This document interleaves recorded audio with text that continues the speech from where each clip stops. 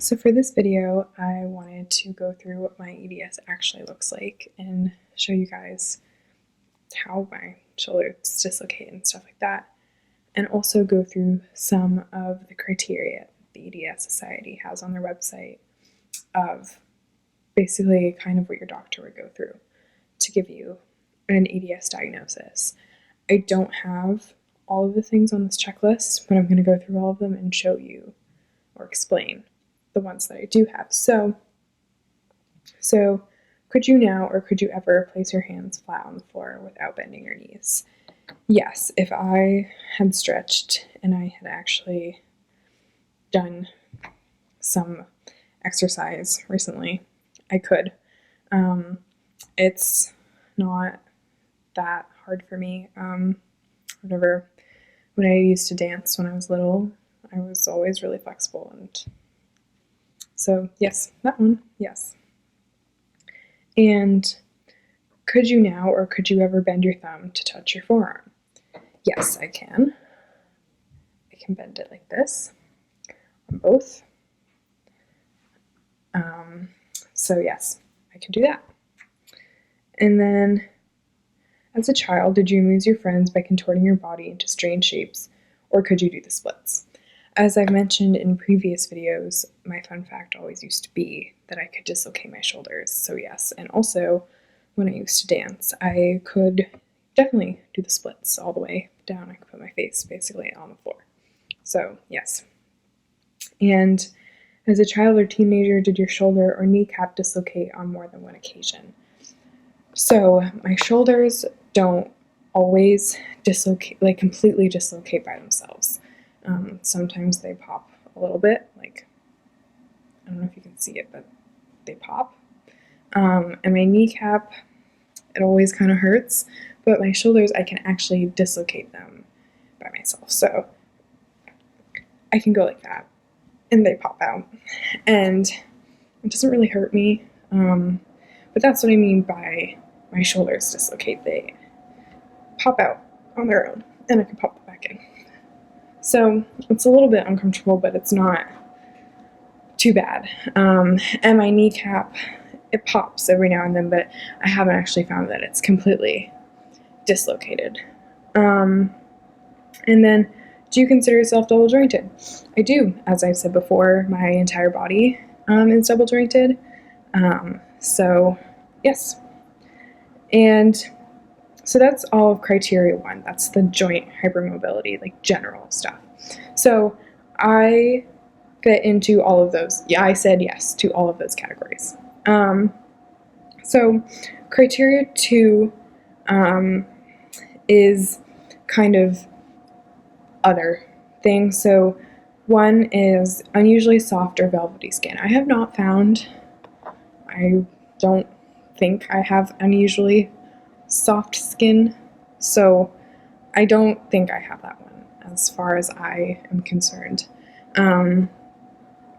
But mild skin hyperextendability, as I talked about in the first video, that is a sign of EDS. And I didn't really notice it until I got the diagnosis, but I have noticed that my skin, my neck, is really stretchy, and my hand, I can pull a lot of skin, but I've mostly noticed my neck is pretty stretchy.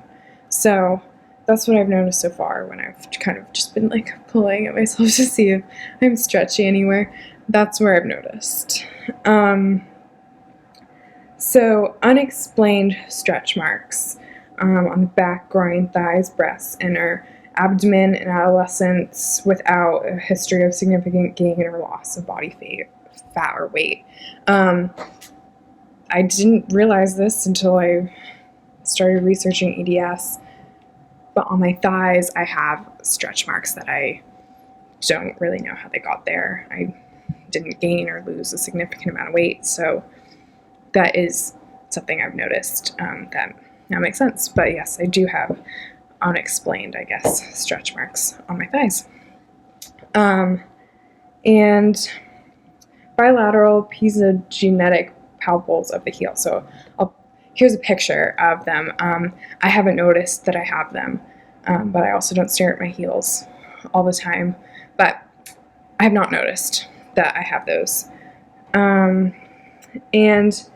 reoccurrent or multiple abdominal hernia, no, don't have that. There's scarring, a special kind of scarring, in at least 2 sites. And when I got surgery, my scars do look like that. So here's a picture of those, and just an example so you can kind of see what that's like. So I've noticed that on my surgery scars.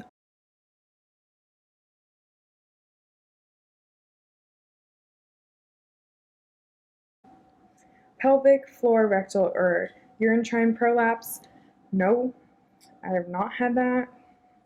Dental crowning and high or narrow palate. I've had a lot of teeth problems and braces and stuff, but I have not had that. And arm span to height ratio, I haven't tested it. Again, I'm kind of figuring this all out about these things about my body, so I have not noticed that. More prolapse that I have not had, and aortic root dilation. I've not had that either. So, a positive family history, one or more first degree relatives independently meeting the criteria for hypermobile EDS. I do not have any family members diagnosed with EDS because we didn't know what it was until I got my diagnosis. So now that I got my diagnosis, some of my family members are starting to put their puzzle pieces together. Like my mom, for example, is she can do the thumb thing as well. She can even go backwards and put her thumb over here. So as of right now, no, but that could change as more information about me is starting to be figured out and more people start to put the pieces together. So then, musculoskeletal pain in 2 or more limbs, recurring daily for at least 3 months. I am in pain pretty much constantly, so I've kind of blocked out pain, but a lot of times my shoulders hurt randomly, my knees hurt randomly, different joints hurt. So, yes, and I can't tell you exactly when and for how long and where each pain is, but yes, I'm basically in. So, the next criteria is chronic widespread pain for less than 3 months. As I said, I'm kind of in pain constantly. Various parts, my back often hurts, especially at night. Like right now, it's hurting quite a bit. And my bones crack a lot, even if I'm not cracking them. So, like, I could probably crack, yeah, my back right now. And so they just crack. Oh, my knuckle just cracked.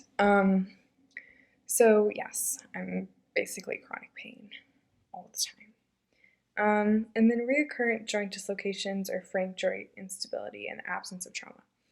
As I've said, my joints don't really dislocate completely on their own, but they do kind of pop and are in pain, and I kind of need to crack them or push them a little bit.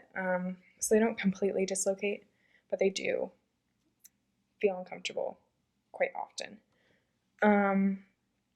So then, absence of unusual skin fragility. My skin, like, I don't get cuts that easily. I don't bruise as easily. So then, exclusion of other heritable and acquired connective tissue disorders, including, they list a bunch of diseases that I don't have. So, no. And then exclusion of alternative diagnoses that might include joint hypermobility, and then they list a bunch of diseases like that I do not have. So that's the criteria that the EDS Society has distributed. And I showed you a lot of the stuff that relates to that, but I've also noticed that, like, for example, my thumb pops in and out a lot, and my fingers bend a lot.